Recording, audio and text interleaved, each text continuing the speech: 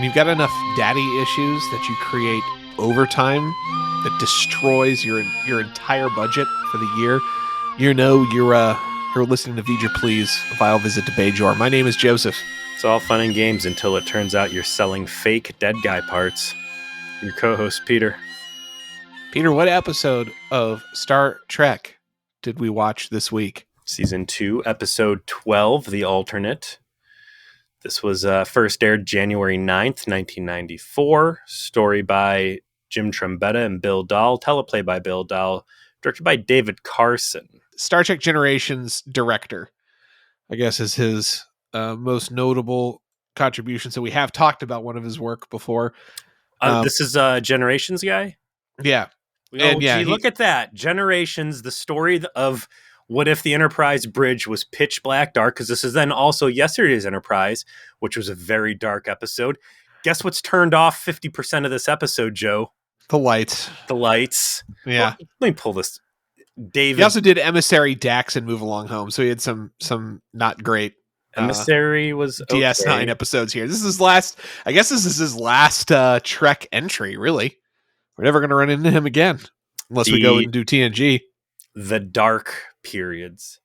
This guy hates the lights and he loves to turn them off. With strong results, I would say. And listen, I would say not bad ones. This is definitely his best DS9 episode by a lot. David Carson could have just made, we'll go with Time and Again, because I know we just hit the 30-year anniversary on that. He could have made Time and Again 15 times over. If you've got Yesterday Enterprise underneath your belt, you're still a goat. It's true. Okay? You're the fucking goat, and off to Valhalla with you. A name to recognize, and if there's any name that's worth a shit to really carve in your forearm, man, it's James, was it Sloyan?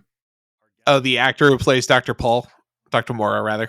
There's a few Star Trek repeat actors out there that just get some juicy ass shit, and I think this guy might be sitting on top of the real jackpot here. Yeah. We know him best as Jetrel. But he's also Admiral Jarek from The Defector. Which was phenomenal. One of the best Romulans guys. I mean, put him right up there with Eye of the Needle in terms of Romulans you'd like to hang out with. Oh, yeah. That's probably like the best Berman-era Romulan episode, in my opinion. In terms of like really letting you understand Romulan culture and like a different view of how Romulans might interact with the Federation. How Romulans treat themselves and the lengths they'll go to disgrace their own and just go for the throat and endanger their families. Jetrel, which birthed our weakest shit award, but this guy's line delivery is so fucking good, and his face acting, and like they understand this guy and they give him the roles where like he's kind of a dick, but ultimately like well-meaning, and he can just hit these sincere tones. And you put him alongside someone like Renee Abenjeris or whatever, and man, the scenery just gets torn apart and you get fucking phenomenal stuff. I needed more of James Sloan, Quark, and Odo in the same place, because these guys just, they take out the knives and they cut till it bleeds, man. That whole opening intro. Oh yeah. It was a masterclass that he had everything before the credits, because it goes from a Quark scheme that might not be a scheme to Quark suddenly meeting Odo's dad and is taking kind Quark of right by his gooey balls and twisting relentlessly. Yes. The face acting on Quark through that entire exchange, like, I rewatched that scene 3 times. That's why it took me so long to get through the episode today, and I had to fucking watch right up to the line. With Odo coming in like super smug, like, here's this practice you guys have of selling off dead Ferengi cut up. Hey, did you know that I'm a connoisseur of death rituals, and I care about how you solids act? And like, none of it's really disproven. Like, maybe this is something that genuinely fascinates Odo. Who the fuck knows? By the end, it's all a big, like, gotcha, bitch. Like, here's the accusation I'm going to make. But like through it all, the looks of distrust, dismissiveness, and like wounded pride to a certain extent that you get off of the body acting and the facial acting of Quark as Odo kind of pokes at this ritual is just perfect. Here's my hot take. I think Quark actually was defrauded. Okay? I don't think it was Yes. an act that he was offended that somehow he had got Kushnookered into buying fake remains of a still alive Ferengi. It And had the not just any seal. Ferengi either. This is a Ferengi who's very important to him because this is the guy, it seems like, that really pioneered like hollow Hollow suite techno. Suites. Yeah. Whatever the difference between holodecks and hollow suites are, I'm guessing it's significant. And I'm guessing that this, whatever this, what was it? What's the dead guy's name? Plague, who is not dead. But Hollow Suites are supposed to be a simplified version of holodeck technology that's not as sophisticated, but sophisticated enough that it can do complex scenarios that are very immersive and interactive, which of course is perfect for, shall we say, pleasure-seeking activities of all types. Not necessarily The complex hollow suite's scientific things. machine is the best. The phaser fire, the height, the scope of field, and the degaussing effects of the holodeck are much better, but the hollow suite creates a much more convincing Vagine product. Thanks, I'll take 6. But yeah, first, like you said, that Odo comes in. He's strangely insistent. He has this fascination that he explains with death rituals, which kind of makes sense for Odo, who knows nothing about himself. He doesn't even know if he can die, right? Like he has no concept of what he is. So you buy it. He wins Quark over with his weird questioning. Offers to buy the remains. Promises to make a special place in his collection for Quark's body parts. Oh yes, which I think he sees as like, oh no, you wouldn't.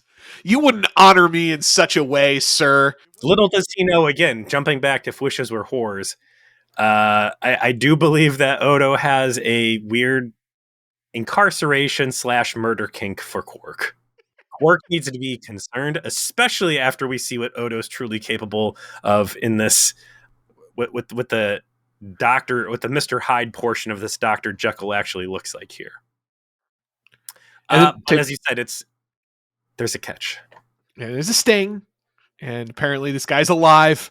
So Odo was busting. We thought he was busting Quark, selling fake body parts, but Quark actually turns it around. I think truthfully, and that he's like, "I've been defrauded. I demand an investigation," which Odo promises, and then enters our guest star for the episode, Dr. Morrow, who very quickly is established as, well, the closest thing that Odo has to a father figure. He's literally the scientist that was assigned to study him when his goo was found. So now take all the great facial acting, body language, and everything else that Quark has been feeding into these Quark-Odo scenes, hand that baton to Odo, and watch as this very proud, cluckish, intolerant, rough around the edges, huffy man is reduced to moody teenager status. Instantaneously. Very upset, very emotional, very easy to manipulate, wearing it right on his sleeve like he doesn't know what to do. Weak almost, but not in a like, oh no, ooh, ooh, I am a tiny but little Odo, but like weak in the sense he's Exposed. brittle. That he's like actually clearly angry, and therefore you could push whatever of the 5 big red buttons you can presently see. And Quark is like playing fucking slap chop with that shit. Like, ah! Like, I'm gonna hit all of them right now. There's a shame that Odo shows. He's caught flat-footed by all of this. He's like, why didn't you tell me you were coming? Oh, it was a change in plans. He's like, it's a 5-hour drive from Bajor. Like, you could have called. I am completely beside myself on this, and just Quark taking every opportunity, rubbing it in, because he instantly sees the script.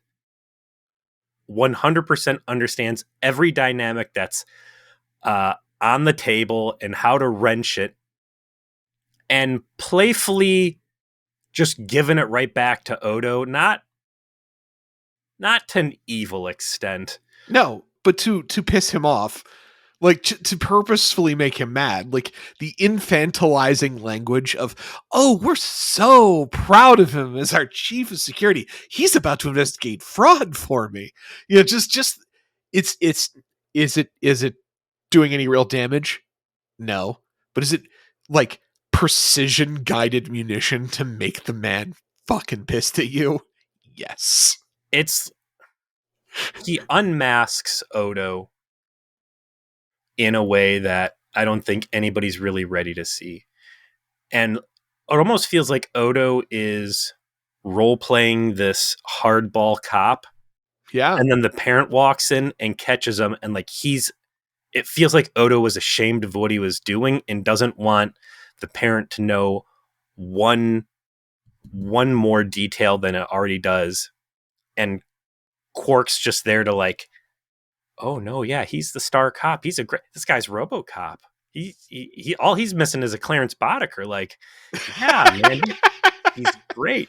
And that guy does Trek. We'll get him on eventually.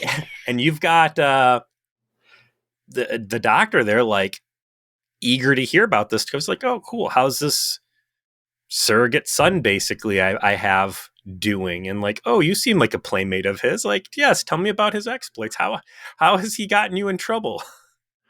What games have you two played? You know, it's the subtext of the episode. Obviously, we get a lot more of this content. Like, basically, the plot of this episode exists primarily to bring you to more scenes that involve Dr. Mora and Court and Odo interacting in some way, or Dr. Mora and Dax in one point, which I think was also a good scene. But Odo is a blank slate, right? His name is literally nothing in Bajoran, and so when he became the cop, it was because what was we saw, Ducat just made him the cop.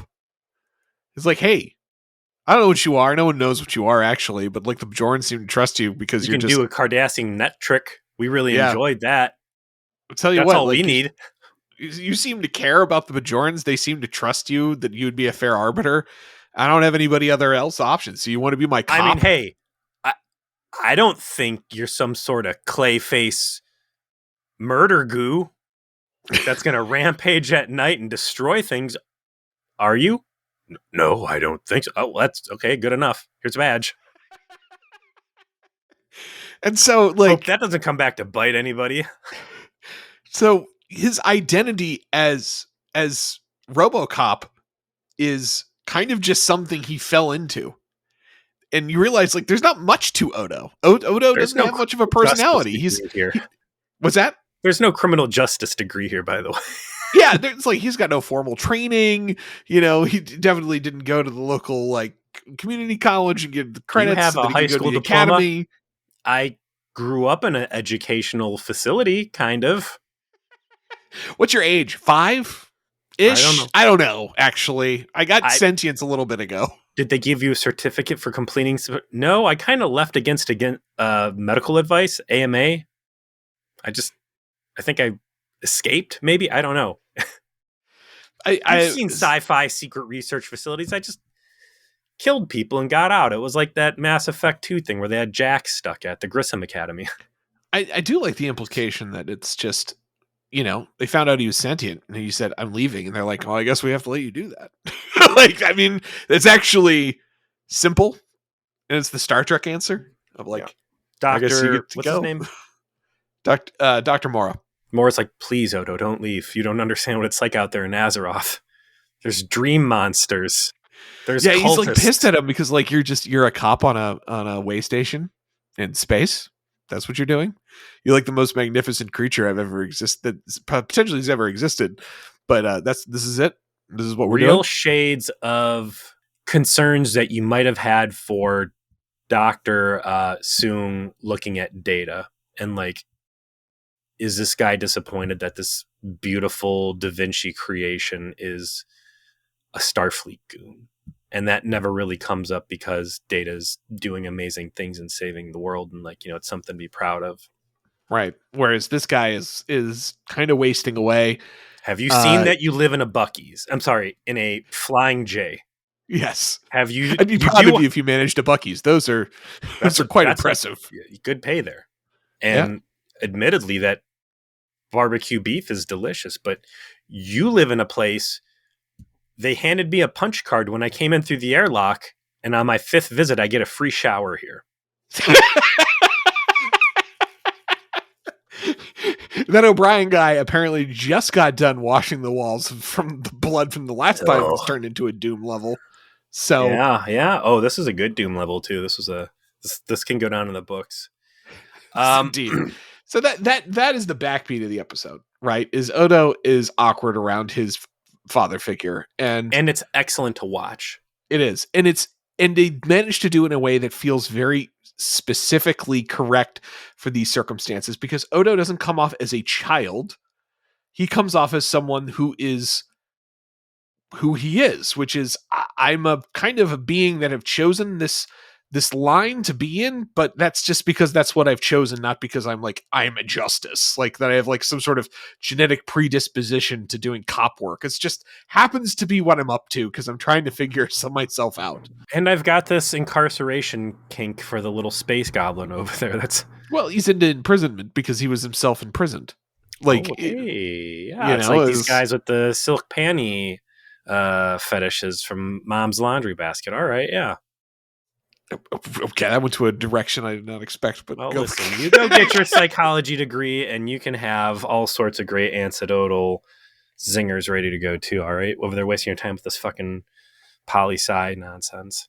After we get the opening where there's a tease that Dr. Mara's here because it relates to investigations that he's done into Odo's origin, which is the part that, of course, Odo did miss about leaving the lab once his sentience was established, is that he is, of course, deeply interested in knowing who and what he is.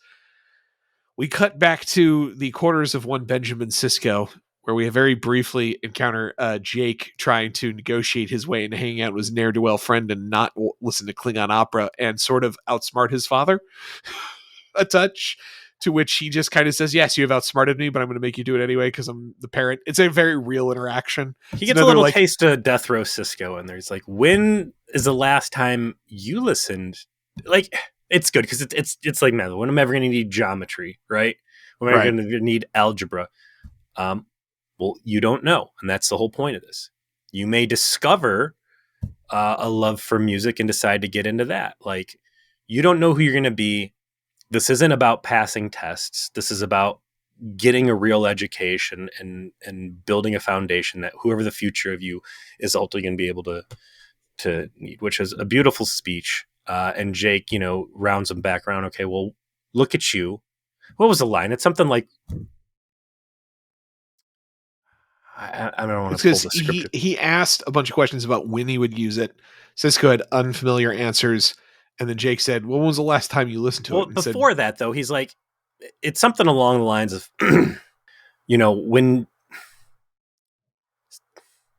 I forget what it was, but Sisko's like, and that's the beauty of it is look where I'm at now. Like, do you understand what you're saying? Do you understand what you said? Like, look at me. I'm accomplished. I did these things and I need you to do them too. And then he gets him like with the low brow, like, well, when's the last time you listened to opera? He's like, about your age. Well, Dad, just because you suffered doesn't mean I have to. Wrong, bitch. Death Row Sisko says you are going to suffer. No, see, son, that's not how it works. It's precisely because I suffered that you must suffer. Listen to me, son. I beat a Klingon with my bare hands in a fair fist fight. There's a banner hanging up in the Replomat celebrating the savage beating I gave Tim Russ. And one day you will surpass my high bars of standards, and to beat a man, you must understand his music. I love Sisko dad mode. Give me a spinoff. Get rid of all the other shit. Just give me Family Matters 2373. All right. Quark or Rom 23. Who would be Quark or Rom? Could be Urkel. Okay. I'm leaning Rom. I'm leaning Rom on that, yeah. Okay. I don't know about the rest of the people fitting in. Ultimately, it doesn't matter because as long as Benjamin and his son are there, I think you've got better Star Trek programming than anything that came out of Kurtzman Trek. That's easy. probably better than most stuff that's currently on TV right now. And gosh, just give me that fucking spin-off show that's just designed for the masses, and I think people would be there for it. People like slice of life, and there's merit to it. And I appreciate that in this episode that otherwise this has nothing to do with. This is the only scene Jake is in. This is like this is nothing to do with Jake, but they just make sure, like, you know what, this is still happening. He's still Time raising for his some. son. It's dad shit, and that's really the byline through all this is dad shit. True. So I think it was very well placed. While Cisco is deploying his dad shit. Is that going to be our episode title here? Is Father Knows Best? Ooh, I like that. Yeah, I like it I think too. he just nailed it. So as Cisco is deploying his dad shit, who should arrive but Odo? Odo is not a man to visit the commander after hours, so he asks him to sit. And Odo's got a very serious look on his face. I actually really like the scene because of how he communicates with Cisco, and Cisco, like, he is picking up that there's something weird going on. And Notice something. says, yeah, it's like, I want to use a runabout. He's like, okay, yeah, sure. Well, let me look at my list. Is this Kira Nerys asking for a runabout? If yes, ask why. If no, say yes. And then ask why. So this is sure. What for? He goes, so Dr. Mora from the Bajoran Science Syndicate or whatever is here and wants to investigate something in the Gamma Quadrant. And I'm also very interested in joining him because he's my dad, or kind of. He's the one who found me.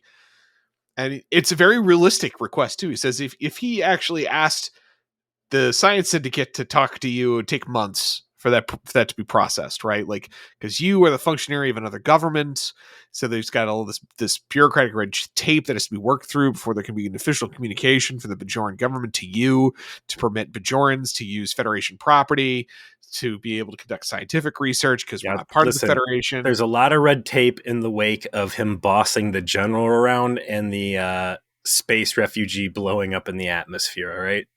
Ripples have been made. The channels are a little congested right now. So instead, I could just ask you, because I work for you, I work here, and you could just say yes, and then I could just take him and the rando red shirt doctor with him, and you could just like let Dax run the mission, and it's a Starfleet mission now, and we're just Bajoran scientists along for the ride, and you could just ask us, right? Like, that isn't said specifically in the episode, but it's implied enough that that's what you pick up on, is like, this is the scheme. And I'm just going to tell you what the scheme is because I want you to say yes, because it's about where I'm from and what I am, and I'd really like to know. And Cisco's like, well, then yes, of course, go. Like, I get that. But, Odo, please, learn from your past mistakes. Beware of falling rocks. Yeah. Especially to your back region. Do not become rendered unconscious from random rocks. How have you been, Odo? Well, Doctor, I must admit, I got knocked the fuck out by a big rock that hit me in the back.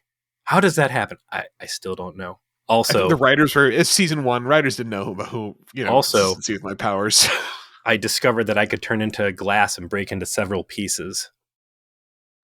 Amazing. At least they established that was an early trick of his. Then he turned into another glass beaker. Yeah. This was like a nice That's note. A good point. Nice continuity there. Yeah. This is the first thing he turned into. Quark, I've gotten you with the oldest trick in my book. Now, they put together a whole away team for this, which is cool. It's not just him flying out solo, and unlike whatever the hell her name was, there's no pushback when Cisco's like, let me send my science dude out, Jadzia. She's pretty smart. And Odo's dad's like, cool. Let me bring my associate, my colleague here, Dr. Disposable. Doctor is named in background dialogue, but this guy spends most of the episode unconscious. Dr. Weld, by the way. Yeah, Doctor not going to be around long. Okay. not going to be employed not here. Not going to live. Not going to live. He's from the southern region. So you get a fun little scene in the runabout because Dax is in charge of the mission, where she's talking to Dr. Mora about when they found Odo and what happened with that. And you start to kind of see why Odo might be awkward around his father figure, which is, well, he was just a bucket of goo. No one knew what he was. No one even knew was a person. No one knew how to communicate. It's a goo, right? It's just goo. It's not a life form anyone was familiar with. And so the only way they were able to communicate was that Odo had to recognize he had to communicate.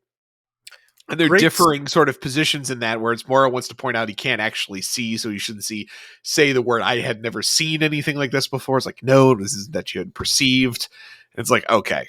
He still sees him as a little bit of a science experiment and not as a person. That's what's at the core here. Sees him as a child, and it's stuff you do with your own kids where you're correcting them. And this is important, a scene, because it doesn't paint this guy in the best light, but it's not a malicious light. And it really helps you understand this animosity between Odo and the doctor, because like the doctor's cutting Odo off to interject revised statements. Hey, tell him the story about that thing. And then Odo gets 5 words, and then the doctor picks up and like tells the story. So there is a disrespect that's happening. It's not intentional and it's not malicious, but it's going to wear on somebody, specifically Odo here. And I thought it was good that, like, because there's a couple scenes between the doctor and Dax, and at no point is she like, hey, listen, you're being a real dick and you need to understand that you're a problem and that, you're hurt. Like, nope, she doesn't go there at all. Yeah. The doctor by the end is able to recognize that he has been stifling and is a problem and has been disrespectful and this other stuff. But like, that runabout scene specifically, I said that like Odo takes over a lot of Quark's body acting. I noticed this thing that Renee does where, since he can't really move facial features, his head functions as the expressive organ instead, like positioning it, yes, tilting right. it. The way he'll sometimes crank his neck into particular spots to make it kind of uncomfortable to communicate what he Show otherwise can't unrest. emote. Yeah. Also, if we didn't talk about it, but in the bar scene, like, you absolutely see why Odo looks the way he does. And great on the makeup department for making the similarities there. The hair slicked back, the bridge of the nose, a lot of the facial features. I love also when the doctor shows up, it's like, ooh, we still haven't gotten those ears down. But, hey, I'm not just, don't take it personally. Like, the ears are very difficult. Everything else looks great. Hey, is the uniform you, or is it an actual suit? What about the boots? Like, just right down to business instantly. Like, it was just so good, man. Right. Good on them for getting this James Sloan guy. It's like an intimacy that he has with what he actually is that nobody else that encounters Odo really truly perceives, because they don't know Odo from just being a pile of goo, right? They only know Odo, the person he has chosen to present himself as. And so the audience has only ever known Odo as he has chosen to present himself as. And so it kind of hits you as you're watching this. And as like you said, as they got a really good guest star that could just effortlessly disarm this otherwise solid as a rock, unflappable motherfucker and turn him into a very irritated boy who, Yes. again, in the storyline of the show, has only really been around for, as far as he's aware, maybe 5 or 6 years. And how many of those were spent in a prison death camp? Oh, as the cop of the prison death camp too. So like 3 of them or 2 of them or whatever was him like working for the bad guys. He's not immature, because, and again, this is your challenge when you've got an actor like Rene Abenjeros playing the character, right? You can't have him read young. So they get down to the surface of Mystery Planet, which unfortunately it was raining outside in sunny California, otherwise sunny California. So they've got Planet Hell dressed up with some rocks that are always there, but they sprinkle in a little bit of like Crumbly Village. And then the most majestic panoramic matte curtain that I think I've ever seen in a Star Trek. This thing looks so community theater, and I love the shit out of it. I know, right? Like a good matte painting background is something I'll never dog on ever again. I miss the craft of something like that. And this thing's just very clearly a drape down in the background overlooking this valley. It all looks wonderful. They're exploring. They split up. I go, oh, Doctor not gonna live long has strayed too far. What parasite's gonna get him? We see the MacGuffin, and it's this pillar that they quickly identify as important to the village. And they do something interesting, which is they just steal it with transporters. They pull their inner British. They're like, well, possession's 9/10 of the law, chaps, and we possess it. This belongs in the museum. Off it goes. Before they beam it out, Dr. Not Gonna Live Long has found some shit over in the corner he calls everybody to take a look at. And it's vaguely shape-shifty. Off it goes into a petri dish. And then as soon as they beam this pillar out, the entire area breaks into hell. Like, all hell breaks loose. Gases start shooting up out of the ground. Everybody's getting poisoned. Thankfully, the runabout computer has got a steady hand on the transporter, beams everybody out.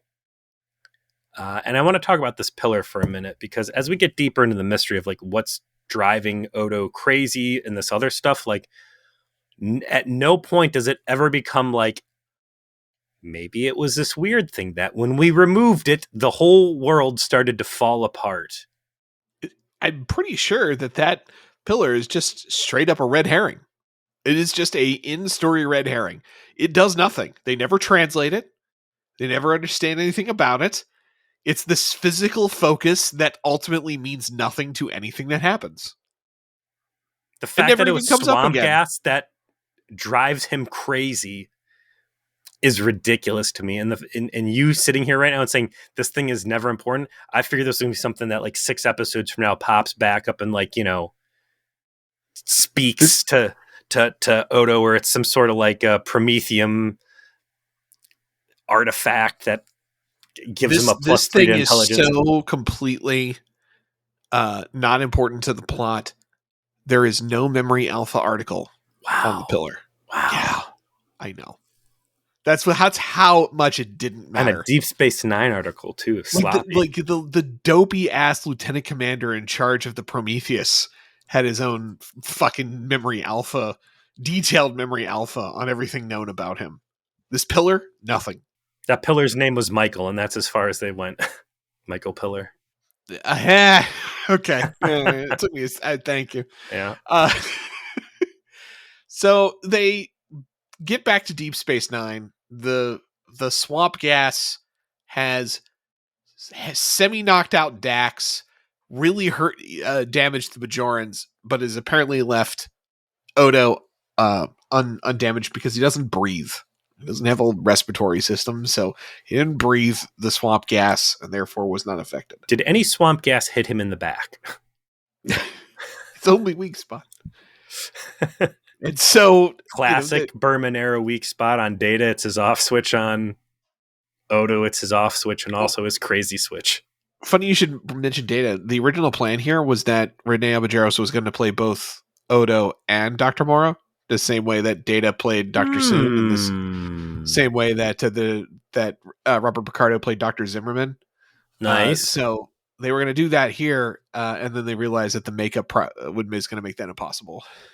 There was going to double the shoot time for the episode if they had to do it that way. So they just actually went and got a guest star instead. They're like, listen, man, go call up that MVP Jan Slow and see what he's up to. Get him in the makeup chair. If the best actor on the staff can't do it, we're going to just find someone on his level. So the investigation starts into what's going on, but it's poor O'Brien who's left trying to pick up the science pieces while Dax is still out of commission. You couldn't give it to Julian? You got the guy who just installed the rack. He's treating the Bajorans so they don't die from the swamp gas. He's busy. But I mean, come on. This is the guy that just installed the racquetball court. This is the guy you call when it's time to put wheelchair ramps in. and suffer, and you'd be like, hey, go do like super science, please. Listen, it's the best you got. It's like, didn't you work on the Enterprise? Didn't they do that all day long? I was like, yeah, they did, but it was like someone else's department. I think the captain was schlepping someone from stellar cartography or whatever. Like, Mhm. that was a thing at one point. It was a whole ship of scientists. They didn't need me. I was just the doorman over there daydreaming about strangling Cardassians. We find out that the life form they got, which was silicon based and seems to have similar liquidy principles, has started to expand. So whatever it is, if it's related to the kind of life form that Odo is, maybe that's the case. And then, of course, what should happen? Security breach that evening in the in the science lab, and the creature appears to be gone. Dax shows up at this point, saying like, "I'm well enough to work. I had to sneak out of sick bay in a hospital gown that showed my ass off while I was, fleeing back to my quarters because Julian was trying to keep me from getting dressed because he's a sex weirdo." Gets tasked with trying to find a solution to the problem. I guess the solution to the problem ends up being send O'Brien into like some Viet Cong tunnels to see if the VC get him. The Uh, cleanest, most galaxy class looking tunnels in the entire space station. True. They're like, what are these vents going to be? I don't know. Got any Jeffries tubes from the Enterprise deep from the flagship laying around? No black mold in this station. It might be a space flying J, but those Federation boys came in and they refit the shit out of that HVAC system. Absolutely. We will not have dryer lint setting this place on fire. Like, you're going to be cleaned out, no Legionnaire's disease. Mm-mm. So, send poor O'Brien. There is a good Julian Dax scene in there. Maybe it comes up a little later. It comes up a little later with your replicator or mine.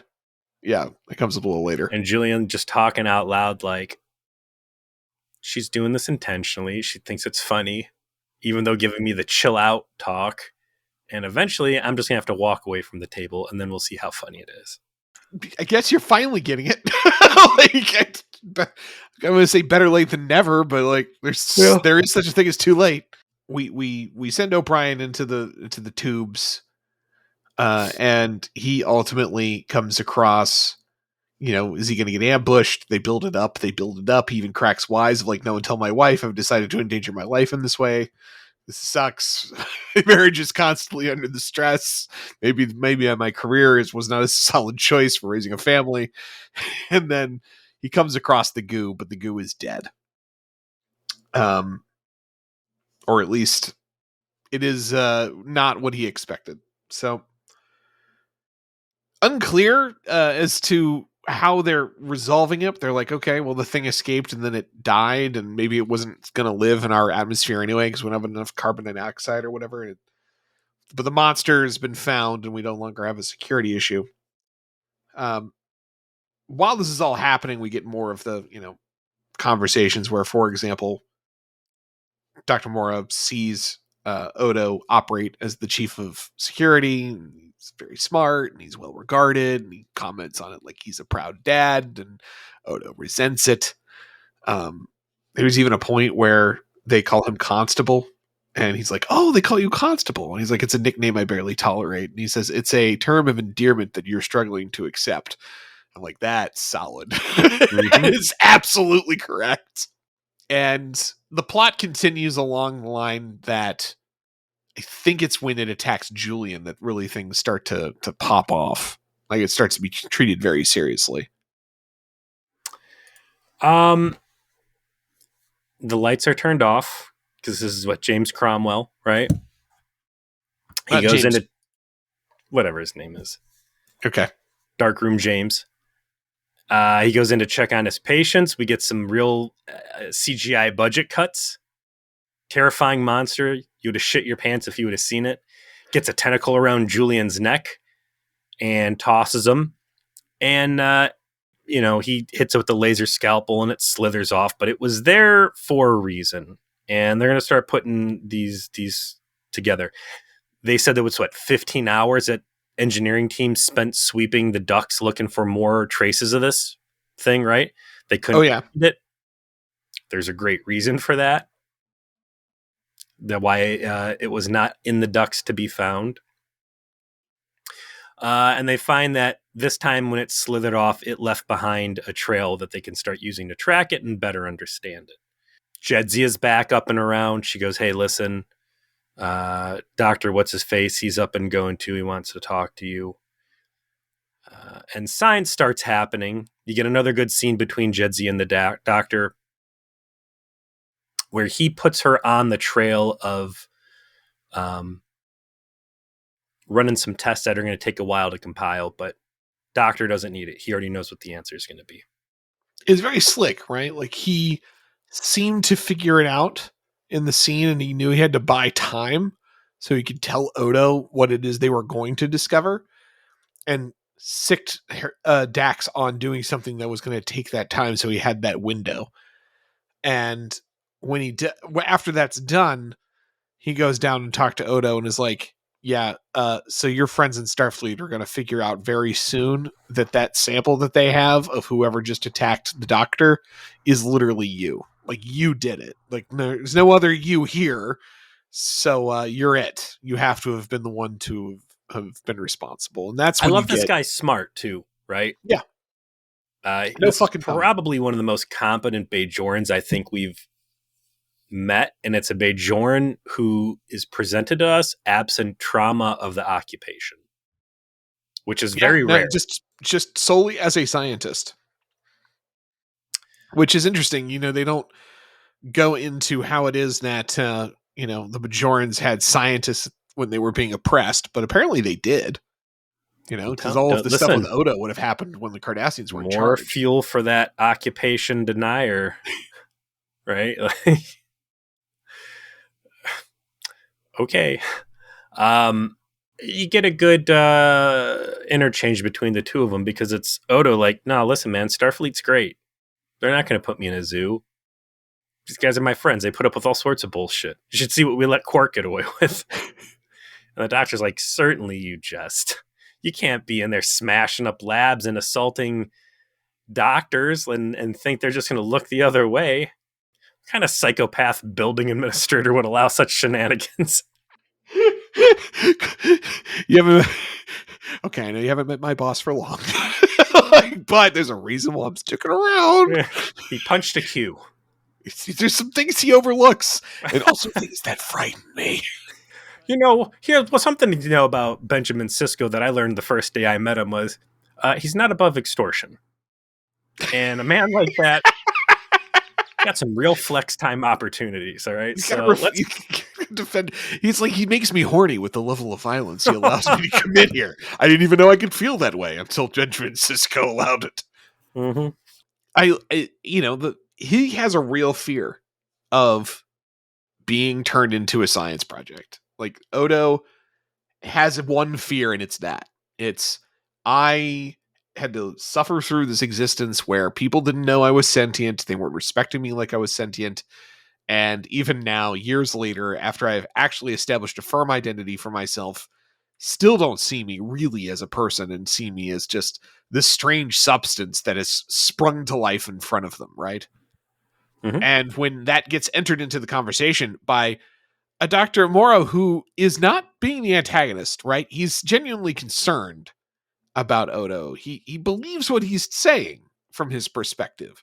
He wants, obviously, Odo to come back with him, but he's there because he saw what they're going to discover, right? He's there as a warning sign of, like, being a bro.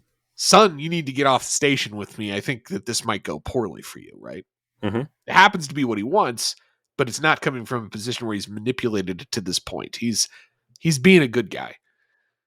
And that's when they have a classic father-son argument, right? Like, I don't want to go back. You have to. You need to trust me. What makes you think I would trust you? But the way that they're able to act their asses off in this scene, and again, Odo comes off as not petulant, but genuinely just still kind of afraid. It's just a new being that is not sure how he feels about the things around him and is going through a moment of crisis. And then, he's actually the monster the whole time, which let's be real, that's not exactly a revelation. Like, I wonder what the goo is that's attacking everybody. Could it be the man who's Uh, goo? I don't know, I don't guys. know, man. It surprised me. um, Specifically because of the scene where Odo goes into the lab and he goes, "Oh, hey, there's that fucking shrine totem thing you guys transported off of the surface." And the second it was gone, all hell broke loose. Didn't that used to be over there to the left? And then Jadzier's like, "No, I moved it to the right." And I was like, because the whole time I'm thinking, like, all right, well, clearly this fucking thing is a changeling, right?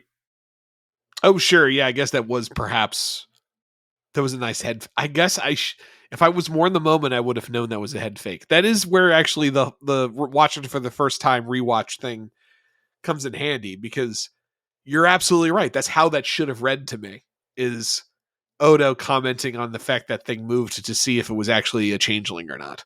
Yeah, like you Yeah. brought a changeling up. There was two changelings. There was a little baby one, and then there's this mean ass fucking murder one that's smashing our shit up. So it turning out to be Odo, which again, the fact that volcanic gases drove him to be crazy and make him act on latent homicidal impulses he has to murder his father. Which I would say might actually be more concerning than the damage he actually did.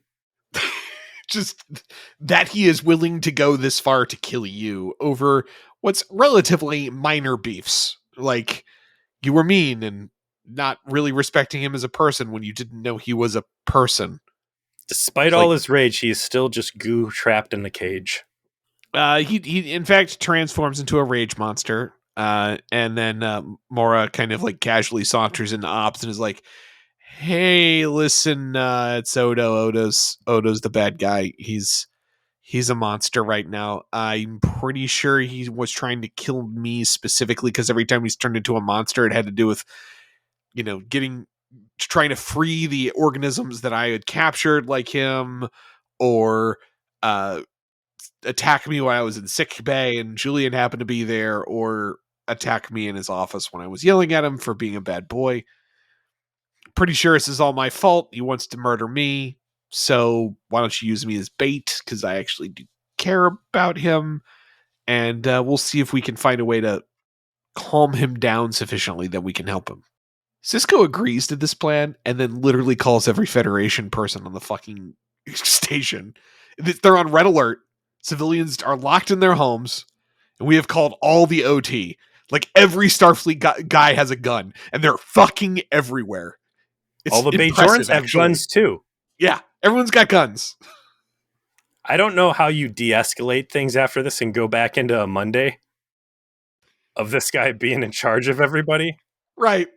And watching this episode really puts the Bajorans' earlier efforts to lynch him into a different light. Like, is this actually the first time that this shit has gone down on this station? Or are some of these Bajorans need to be like, yeah, listen, Skip, back in the Tarek Nord days, like, this would happen 2 to 3 times a month.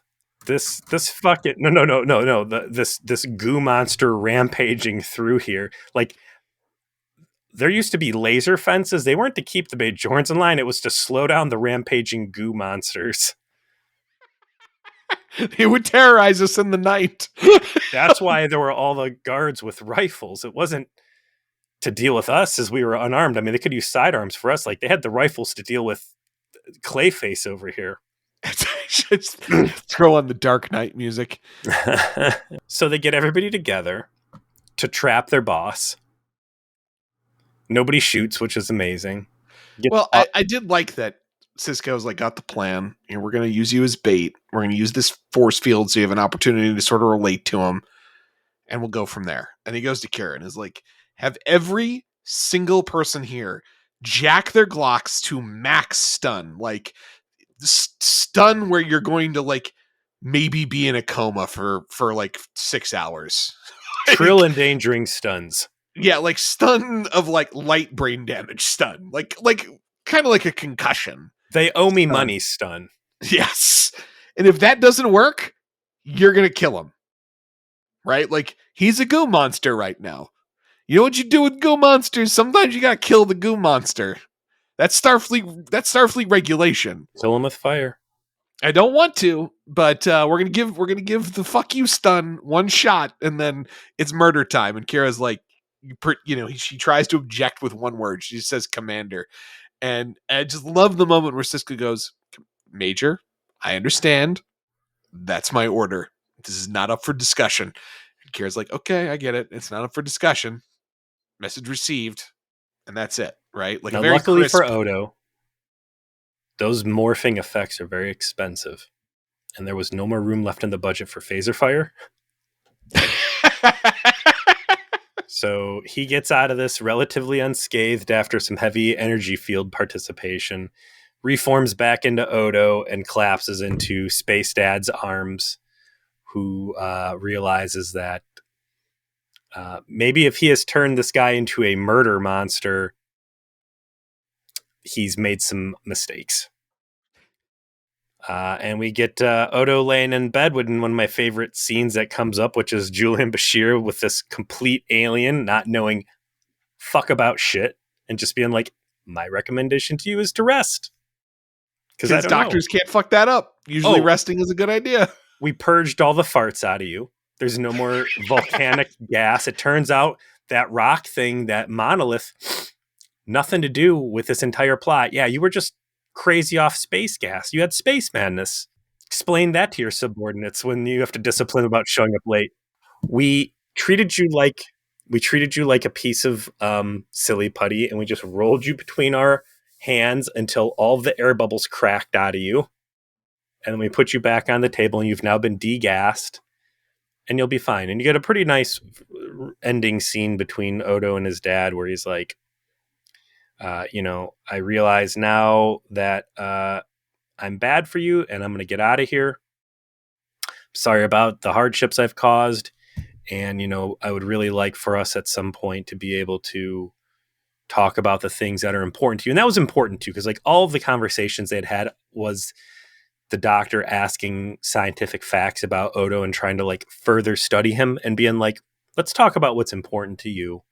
I'd like to be in your life, and Odo being like, yeah, I'd like that too. And that was really... If you're doing the father-son thing with a circumstance where it's a scientist having to respect the personhood and maturity of its private previous subject, but in a way that's very adult, there's a line that they managed to find that's very specific to this relationship that felt right.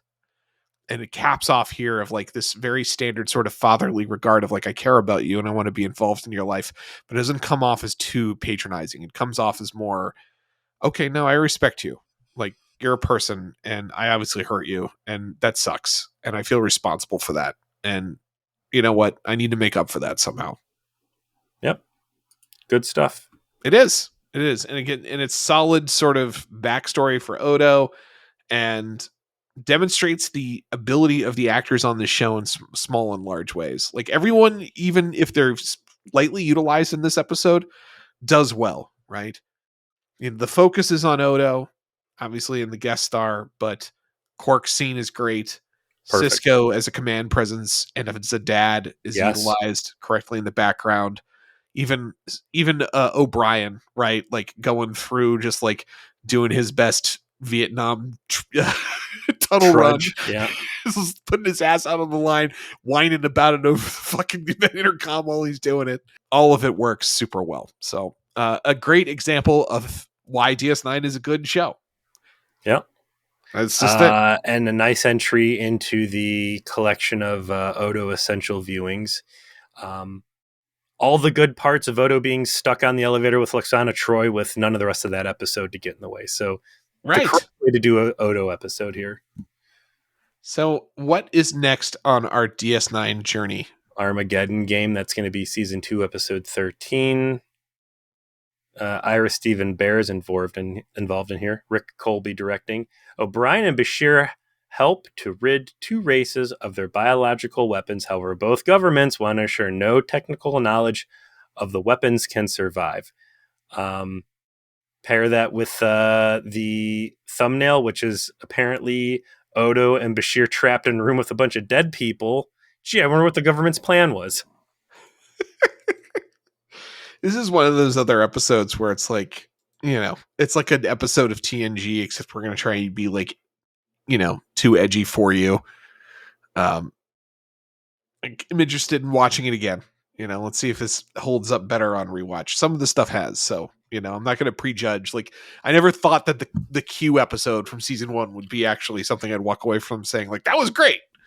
Yeah, People dogged on that. And I'm like, hey, people should not dog on that. Maybe go watch Voyager, then come back to this one. All right. Yeah. See how much worse it can be. See how much mileage you get out of little inch of Vash. Speaking of Voyager, I want to thank everybody that participated in the Section 31 live stream on Discord. It went great. Against all odds, every other dimension or multiverse, our podcast is now defunct.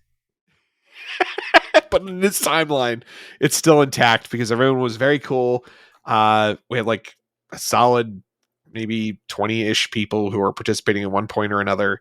And people enjoyed it so much that we're going to make a tradition of a once a month. We're calling it Voyager Revisited, where we will have a watch along where we'll do a couple old episodes of Voyager, go way back into the vault, and kind of run through them again and have a good time talking about them. And as a group, none of this will ever be recorded. So I'll spread the word as to the time and place each month, both in episodes and on social media, in case you're interested.